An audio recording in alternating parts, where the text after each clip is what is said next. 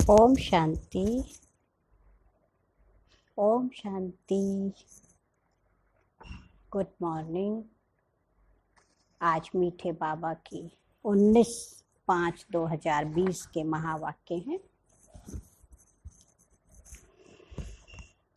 विशेष बाबा ने इशारा दिया कि मीठे बच्चे, तुम अभी शांति धाम सुख धाम में जाने के लिए ईश्वरीय धाम में बैठे हो।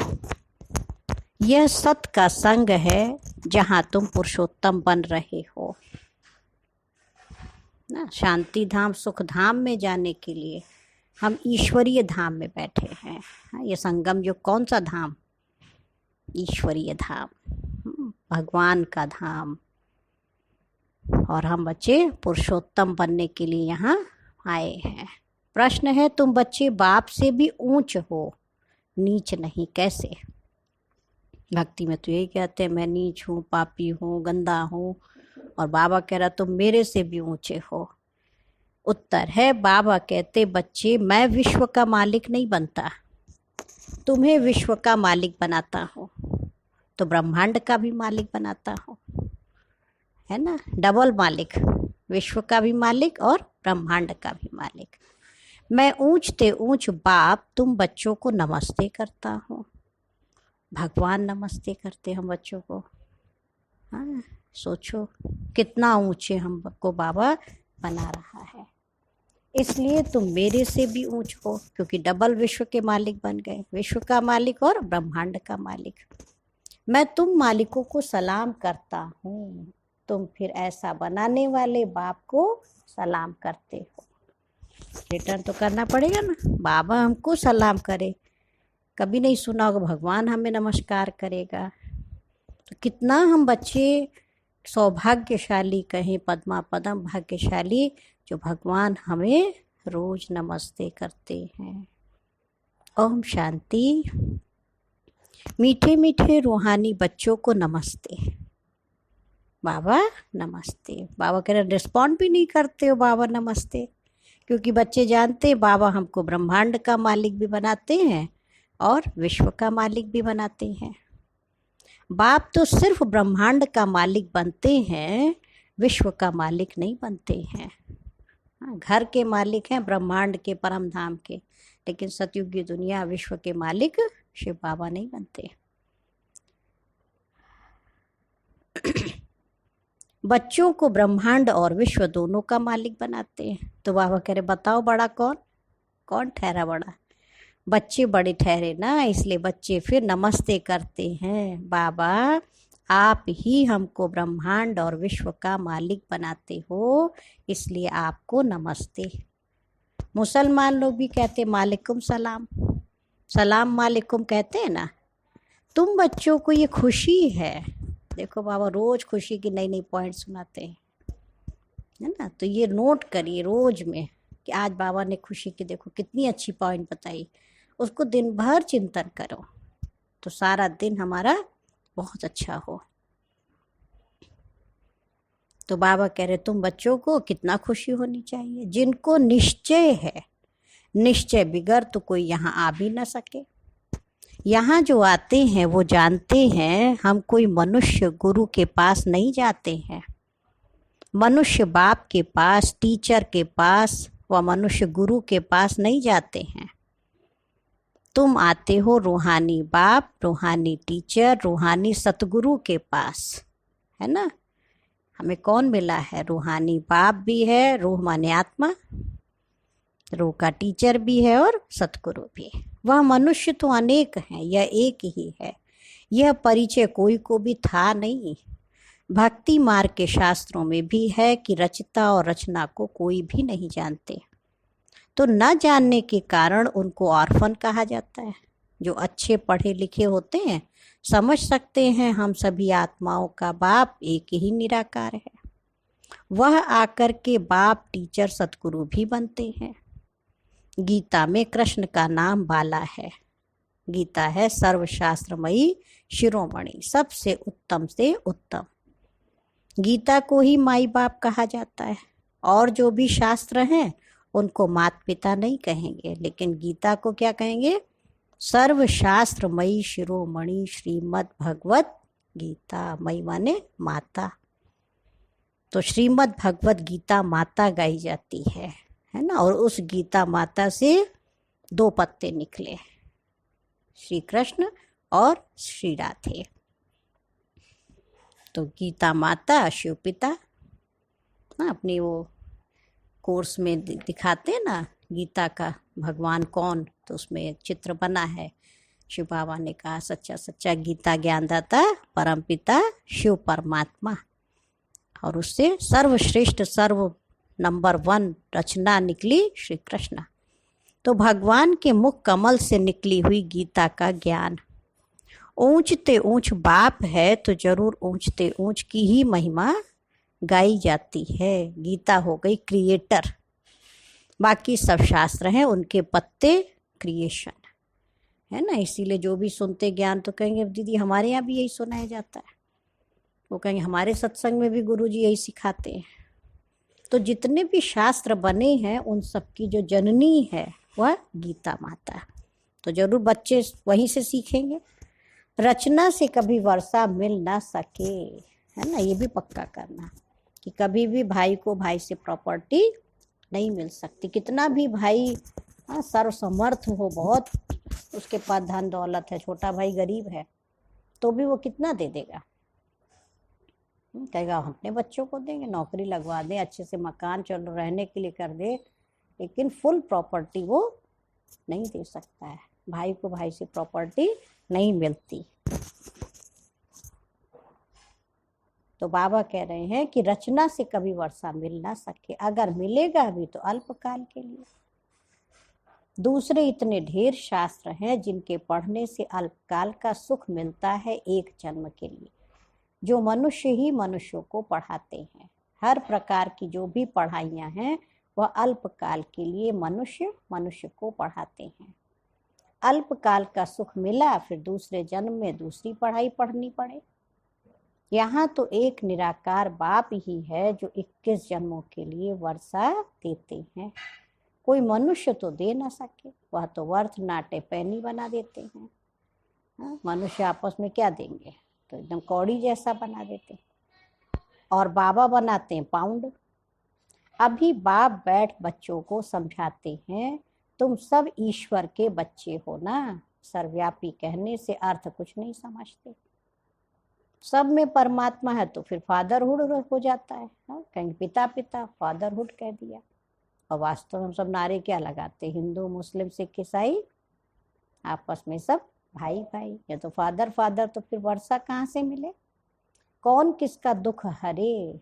ये सोचने वाली बात है ना। अगर सब पिता पिता हो गए तो कौन किसके दुख हरे, कौन किसको प्रॉपर्टी दे? बाप को ही दुख हरता सुख करता कहा जाता है। फादर ही फादर का तो कोई अर्थ ही नहीं निकलता। बाप बैठ समझाते हैं, यह है ही रावण राज्य, यह भी ड्रामा में नूंद है, इसलिए चित्रों में भी क्लियर कर दिखाया है। तुम बच्चों की बुद्धि में है, हम पुरुषोत्तम संगम युग पर हैं। बाप पुरुषोत्तम बनाने आए हुए हैं। जैसे बैरिस्ट्री डॉक्टरी आदि पढ़ते हैं जिससे मर्तबा पाते हैं, समझते हैं इस पढ़ाई से हम फलाना बनूंगा। यहाँ तुम सत के संग में बैठे हो जिससे तुम सुखधाम में जाते हो। सत धाम भी 2 हैं। सत्य धाम किसको कहे? एक सुख धाम, दूसरा है शांति धाम। यह है ईश्वर का धाम, संगम युग। बाप रचता है ना, जो बाप द्वारा समझकर होशियार होते जाते हैं, उनका कर्तव्य है सर्विस करना। बाप कहेंगे तुम अभी समझ कर होशियार हुए हो तो शिव के मंदिर में जाकर समझाओ, है ना। बोलो कि इस पर फल फूल मक्खन घी अक्के फूल गुलाब के फूल वैरायटी क्यों चढ़ाते हो? कृष्ण के मंदिर में तो अक्के फूल नहीं चढ़ाते हो, वहाँ तो बहुत अच्छे खुशबूदार फूल ले जाते हो, है ना। तो बाबा के उनसे पूछो, शिव के आगे अक्के फूल तो गुलाब के फूल भी चढ़ाते हैं, अर्थ तो कुछ भी नहीं जानते। गुलाब का भी चढ़ाएंगे तो अक्का भी चढ़ाएंगे, कमल के फूल भी चढ़ाएंगे, है ना, बदबूदार कितने फूल भी चढ़ा देते। तो बाबा कह रहे वहां तो नहीं चढ़ाते श्री कृष्ण के मंदिर में। इस समय तुम बच्चों को बाप पढ़ाते हैं, कोई मनुष्य नहीं पढ़ाते। क्यों चढ़ाते हैं, विचार किया? कि बाबा के वैरायटी बच्चे है ना। बाबा कहते अपने अंदर की सब बदबू, गंदगी, पूरे संस्कार, पूरे स्वभाव, सब जितनी पोटली है सब चढ़ा दो, और तुमको मैं खुशबूदार फूल बना दूं। कृष्ण के मंदिर में अक्के फूल नहीं चढ़ाते हैं, हाँ, वहां तो बहुत अच्छे खुशबूदार फूल चढ़ाते हैं। और शिव के आगे अक्के फूल भी चढ़ाएंगे तो गुलाब के फूल भी चढ़ाएंगे। अर्थ तो कोई नहीं जानते। बाबा कह रहे इस समय तुम बच्चों को बाप पढ़ाते हैं, कोई मनुष्य नहीं पढ़ाते। और सारी दुनिया में मनुष्यों को मनुष्य पढ़ाते हैं और तुमको भगवान पढ़ाते हैं। कोई मनुष्य को भगवान कदाचित कहा नहीं जाता। लक्ष्मी नारायण को भी भगवान नहीं, उनको देवी देवता कहा जाता है। ब्रह्मा विष्णु शंकर को भी देवता कहेंगे। भगवान एक बाप ही है, वह है सभी आत्माओं का बाप। सभी कहते भी हैं हे परम पिता परमात्मा। उनका सच्चा सच्चा नाम है शिव। और तुम बच्चों का नाम क्या है? बाबा ने कहा तुम सब शालिग्राम हो। पंडित लोग जब रुद्र यज्ञ रचते हैं तो शिव का बहुत बड़ा लिंग बनाते हैं और शालिग्राम छोटे छोटे बनाते हैं। शालिग्राम कहा जाता है आत्मा को, शिव कहा जाता है परमात्मा को। वह सभी का बाप है। हम सब हैं भाई भाई, कहते भी हैं ब्रदरहुड। भाई भाई कहते हैं, बाप के बच्चे हम भाई भाई हैं। फिर भाई बहन कैसे हुए? प्रजापिता ब्रह्मा के मुख से प्रजा रची जाती है। वह है ब्राह्मण और ब्राह्मणियां। हम प्रजापिता ब्रह्मा की संतान हैं, इसलिए बीके कहलाते हैं। अच्छा, ब्रह्मा को किसने पैदा किया? भगवान ने, क्योंकि क्रिएटर शिव बाबा। तो ब्रह्मा की शिव बाबा की सर्वप्रथम रचना, पहले ब्रह्मा को रचा, फिर ब्रह्मा के मुख से हम सब बच्चों की रचना हुई। तो बाबा कह रहे पूछो कि ब्रह्मा को किसने रचा? तो प्रजापिता ब्रह्मा बच्चे कैसे पैदा करेंगे? जरूर अडॉप्ट करेंगे। जैसे गुरु के फॉलोअर्स अडॉप्ट होते हैं, उनको कहेंगे शिष्य। तो प्रजापिता ब्रह्मा सारी दुनिया का पिता हो गया। उनको कहा जाता है great great grandfather Prajapita Brahma. तो यहाँ चाहिए ना, सूक्ष्म वतन में भी ब्रह्मा है, नाम गाया हुआ है ब्रह्मा विष्णु शंकर, परंतु सूक्ष्म वतन कहते हैं। बाबा कह रहे सूक्ष्म वतन में तो प्रजा होती नहीं है। प्रजापिता ब्रह्मा कौन है, ये सब बातें बाबा बैठकर समझाते हैं। तो सारे प्रजा का पिता पिताश्री प्रजापिता ब्रह्मा। वह ब्राह्मण लोग भी अपने को ब्रह्मा की औलाद कहते हैं। अब ब्रह्मा कहाँ है? तुम कहेंगे ये बैठे हैं, वो कहेंगे होकर गया है। वह फिर अपने को पुजारी ब्राह्मण कहलाते हैं। अभी तुम तो प्रैक्टिकल में हो, सच्चे सच्चे ब्राह्मण। बाबा अभी हम बच्चों को बना रहे हैं। प्रजापिता ब्रह्मा के बच्चे आपस में भाई बहन हो गए। ब्रह्मा को अडॉप्ट किया है शिव बाबा ने। कहते हैं मैं इस बूढ़े तन में प्रवेश कर तुमको राजयोग सिखलाता हूँ। मनुष्य को देवता बनाना यह कोई मनुष्य का काम नहीं है। बाप को ही रचयिता कहा जाता है। भारतवासी जानते हैं शिव जयंती भी मनाई जाती है। शिव है बाप। मनुष्यों को यह भी पता नहीं है कि देवी देवताओं को यह राज्य किसने दिया। स्वर्ग का रचयिता है ही परम आत्मा, जिसको पतित पावन कहा जाता है। आत्मा असुल पवित्र होती है, फिर सतो रजो तमो में आती है। इस समय कलयुग में सब हैं तमो प्रधान और सतयुग में सतो प्रधान थे। आज से 5000 वर्ष पहले इन लक्ष्मी नारायण का राज्य था। 2500 वर्ष देवताओं की डिनाइस्टी चली ना। बाबा देखो सृष्टि चक्र का, सीढ़ी का सब ज्ञान दे रहे हैं। बाबा कह रहे आज से 5000 वर्ष पहले लक्ष्मी नारायण का राज्य था। तो 2500 वर्ष माना सतयुग त्रेता 2 युग तक उनके राज्य में माना उनकी डिनाइस्टी चली। उनके बच्चों ने भी राज्य किया ना। अब Lakshmi Narayan the first, the second, the third, तो 8 गद्दियां चली सतयुग में। ऐसे चलता आता है। बाबा ने कहा मनुष्यों को इन बातों का कुछ भी पता नहीं है। इस समय है सब तमो प्रधान पतित। यहाँ एक भी मनुष्य पावन हो नहीं सकता। सभी पुकारते हैं हे पतित पावन आओ। तो पतित दुनिया हुई ना, इनको ही कलयुग नरक कहा जाता है और नई दुनिया को स्वर्ग पावन दुनिया कहा जाता है। फिर पतित कैसे बने, सोचने वाली बात है ना। ये भी कोई नहीं जानते। भारत में एक भी मनुष्य नहीं जो अपने 84 जन्मों को जानता हो। मनुष्य मैक्सिमम 84 जन्म लेते, मिनिमम एक जन्म। भारत को अविनाशी खंड माना गया है क्योंकि यहाँ ही शिव बाबा का अवतरण होता है। भारत खंड कभी विनाश नहीं हो सकता। बाकी जो अनेक खंड है वो सब विनाश हो जाएंगे, है ना। इस समय आदि सनातन देवी देवता धर्म प्राय लोप हो गया है। कोई भी अपने को देवता नहीं कहलाते हैं क्योंकि देवताएं सतो प्रधान पावन थे। अभी तो सभी पतित पुजारी बन गए हैं।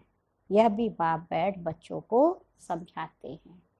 भगवान वाच है ना, भगवान सभी का बाप है। वह एक ही बार भारत में आते हैं। कब आते हैं? पुरुषोत्तम संगम युग पर। इस संगम युग को ही पुरुषोत्तम कहा जाता है। माना पुरुषों में उत्तम बनने का यह सर्वोत्तम समय है। और उसमें भी देखो बाबा ने हम बच्चों को कितना अच्छा ये चांस दिया है। कहीं जाना नहीं, कहीं किससे मिलना नहीं, अपना शांति से बैठ के अंतर्मुखता की गुफा में पाव करे तपस्या करो। घर के काम काज करते हुए अंदर ही अंदर बाबा को याद करो।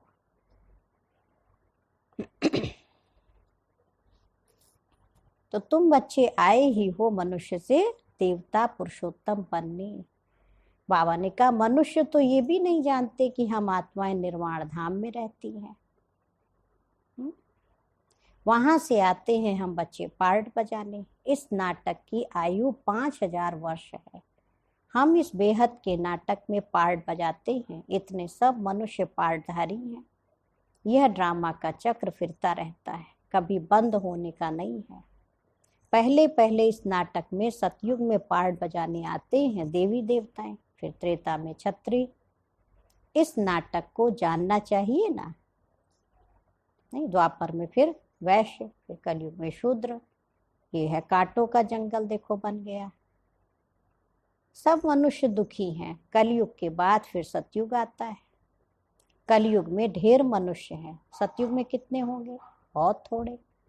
आदि सनातन सूर्यवंशी देवी देवताएं ही होंगे। यह पुरानी दुनिया अब बदलनी है। मनुष्य सृष्टि से फिर देवताओं की सृष्टि होगी। आदि सनातन देवी देवता धर्म था, परंतु अब अपने को देवता कहलाते नहीं हैं। अपने धर्म को ही भूल गए हैं कि हम देवी देवता धर्म के हैं। तो फिर कर्म भी आज कैसे हो गए, वो भी देखो बिगड़ गए। तो बाबा कह रहे ये सिर्फ भारतवासी ही हैं जो अपने धर्म को भूल गए हैं और उसके बदले क्या नाम रख दिया? हिंदुस्तान में रहने के कारण हिंदू धर्म कह दिया। वास्तव में तो हमारा धर्म देवी देवता धर्म है। तो बाबा ने कहा देवताएं तो पावन थे, यह है पतित, इसलिए अपने को देवता कह नहीं सकते। देवताओं की पूजा करते रहते हैं, अपने को पापी नीच कहते हैं। और बाबा समझाते हैं तुम ही पूज्य थे, फिर तुम ही पुजारी पतित बने हो। हम सो का अर्थ भी बाबा ने समझाया है। हाँ, बाबा देखो कितना ऊंचा बनाते हैं। हम खुद को नीच पापी कह रहे हैं और बाबा हमें कितना ऊंचा श्रेष्ठ देखो देवी देवता जैसा बनाते हैं। वह कह देते आत्मा सो परमात्मा। ये है झूठा अर्थ। हाँ, झूठी काया, झूठी माया, झूठा सब संसार। सतयुग में ऐसे नहीं कहेंगे। वो है सचखंड सतयुग, जिसकी स्थापना बाप करते हैं। और झूठ खंड फिर वो कौन बनाता है? तो रावण बनाता है ना। ये भी बाप आकर समझाते आत्मा क्या है, परमात्मा क्या है, ये भी कोई नहीं जानते। बाप कहते तुम आत्मा बिंदी हो, तुम्हारे में 84 जन्मों का पार्ट नूधा हुआ है।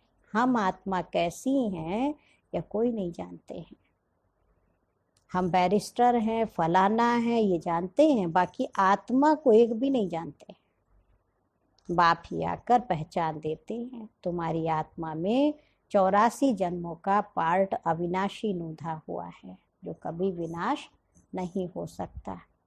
यही भारत गार्डन ऑफ फ्लावर था, सुखी सुख था।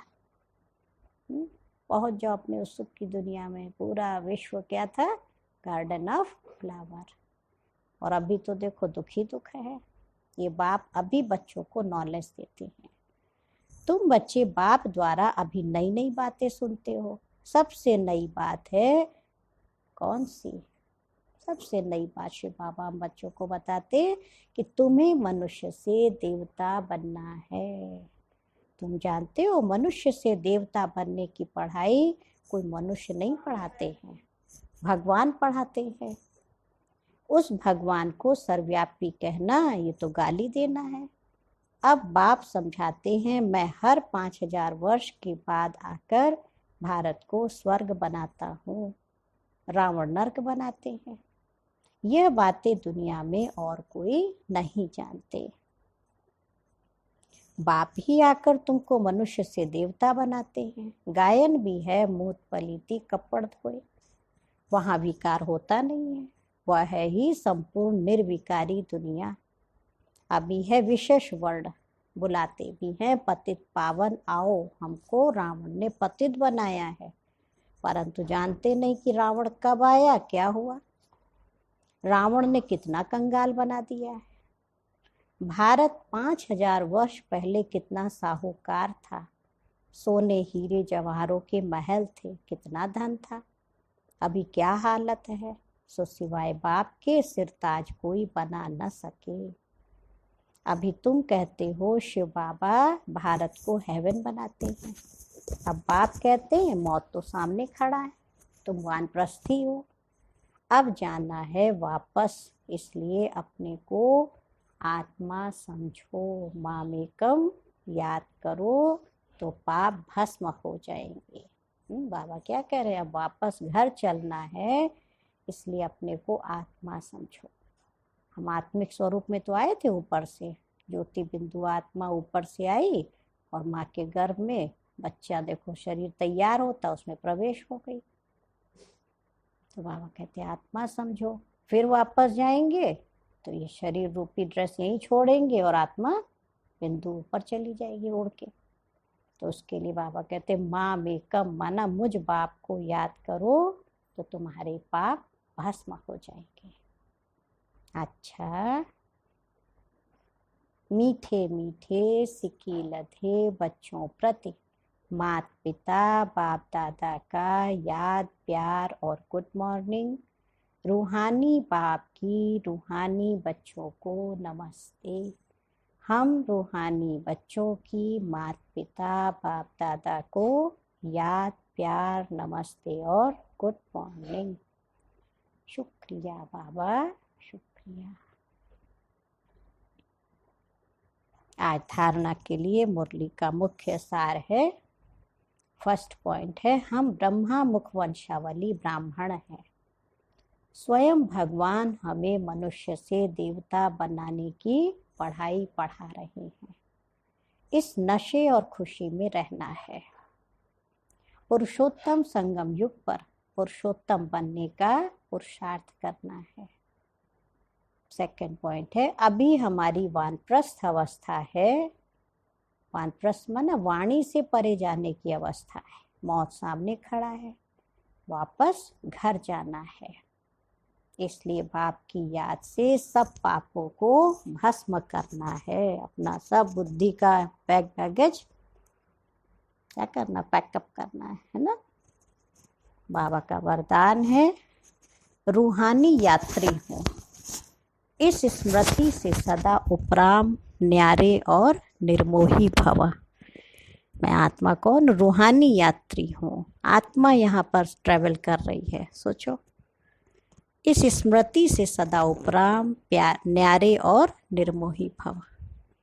रूहानी यात्री सदा याद की यात्रा में आगे बढ़ते रहते। यह यात्रा सदा ही सुखदायी है। जो रूहानी यात्रा में तत्पर रहते हैं उन्हें दूसरी कोई यात्रा करने की आवश्यकता नहीं है।